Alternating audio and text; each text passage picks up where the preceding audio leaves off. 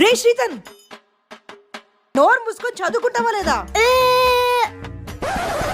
రే శ్రీతన్, తొందరగా బయటకు వస్తావా రావా? రాను. ఇప్పుడు వచ్చి చదువుకోలేదనుకో ఫుల్గా దెబ్బలు పడతాయి. అవునా? అవును. ఈ మాట ఎవరి ముందైనా చెప్తావా? హే చెప్తారా? ఏంటే? రే సన్నీ, నువ్వు మధ్యలోకి రాకురా. వాడు నా అల్లుడు, తింటాడు పంటాడు ఆడుకుంటాడు, అస్సలు చదువుకోడు. వాడు నాలా ప్రయోజకుడు అవుతాడు. ఏం చేస్తావే? అమ్మ బాబాయ్,